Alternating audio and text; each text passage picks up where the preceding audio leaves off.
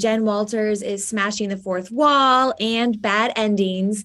When did you first learn that this would be how season one ended, and how did you react?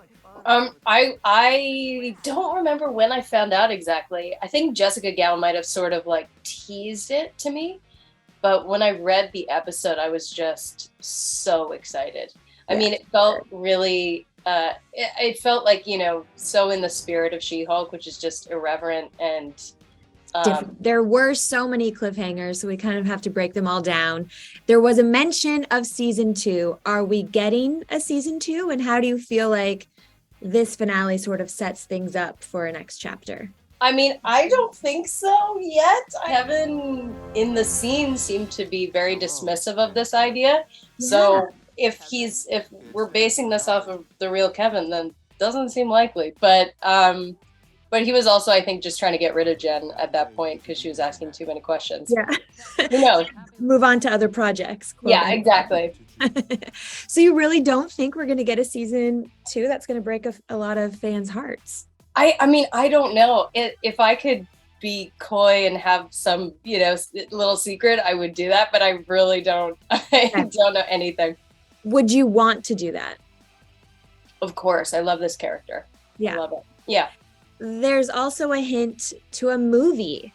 I think it's one of the characters says, save it for the movie. So are we finally going to get a World War Hulk film? That is what the fans want. That is what I see all over Reddit and Twitter. I mean, we show, that Hulk has a child. We reveal his child. And so I want to know about that child. I want to know about where that kid came from. What makes him tick? Yeah. What makes him Hulk out? If he's a Hulk, he must be a Hulk. He has to be a Hulk. He's a Hulk. Well, let's talk about Skaar for a second. How do you feel like the introduction of Skaar sets things up for what's different in like a possible Hulk? I don't know, really. That scene to me was just, we were basically doing like an indie movie about a family over in this corner. And then we would like look over and Mark would walk in with like these huge green arms, these like in this big Hulk chest. Yeah. And like a little camera on his head. And I was like, oh yeah, we're making a weird Marvel show. Because it felt like so kind of kitchen sink over on the other side. Yeah, totally. We have to talk about Daredevil, aka Matt, aka Charlie Cox. I mean, we see him hanging with Jen's family. How serious are things between Jen and Matt?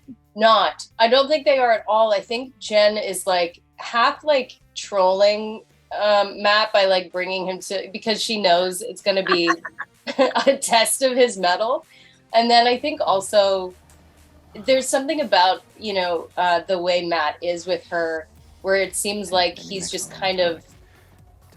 cool with who she is. Yeah. And I feel like part of her in a big way is her family, as much as they like drive her nuts.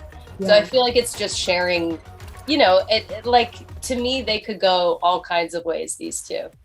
I think it seems like they have a lot of chemistry. I think it was episode 8 when he can like literally hear her heart beating. And it's like so palpable. Like, do you think that there's a long-term MCU future as a couple for them? I mean, to me, Jen's life is just starting to like open up. So I feel like, I don't know what her next thing is, but I feel like she has just started to come to this kind of wholeness in herself and getting to know herself and getting to trust and love herself. So I don't need her to settle down too soon. I think she's got some life to live. Okay. Well, should we expect her to be in Daredevil? Because I talked to Charlie and he said it's only fair that you return the favor. Really? Yes. I need an invite to return that favor. I need a contract. Yeah. I would love to. Yeah. What do you see for Jen in the bigger MCU? Like, if you could fish your wish, what would you want for her? I mean, for me, the thing that drew me to playing this character was just how unexpected she was and how unexpected the things that the story brought out and confronted and investigated, and those were like tiny mundane little human things, and then like larger scale, how do we protect humanity stuff. But like, to me, as long as it's surprising and as long as it's kind of flipping things on their, is it flipping them on their head? Yeah, like doing that with things that we're expecting, then that's all I want. Is there another character in the MCU that you would love to share the screen with? Baby Groot. Oh, that's a really, you knew that one right away. You've been asked that. I did.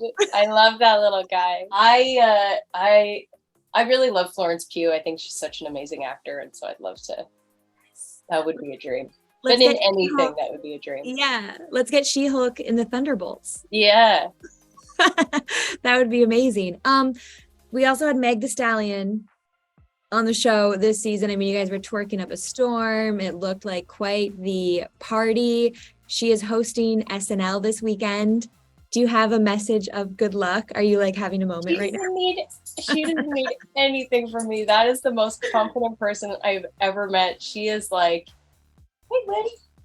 She is truly like, she's a queen. Like when I got to be in the same room as her, I was just losing my mind. I couldn't speak. I was just like pretending that I was cool, and that just totally removed all the words from my mouth. I just couldn't do it. She was just wonderful, and I have been a fan of hers for so long, and she feels like such a natural person to host SNL because she's so funny and such a great actor, and then also just an amazing musician. So yeah.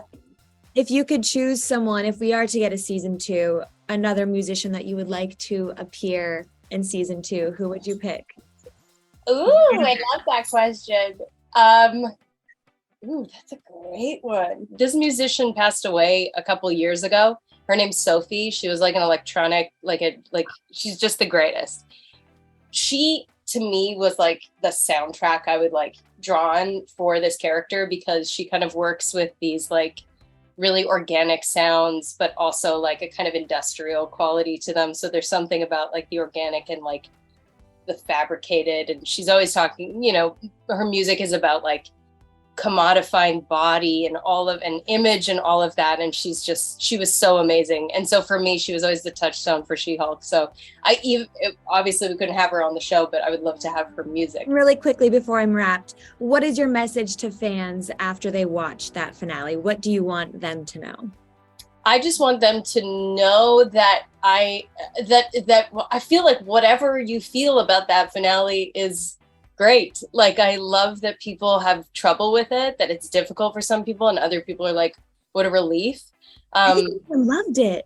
Yeah. I mean, I think it's challenging in the sense that it just disassembles a lot of things that we know to be true. And I think that's a very exciting notion. So I did think I broke my Disney Plus when I watched it. I love that. That's my favorite. I was You're like, not the first to say that, and that's the best.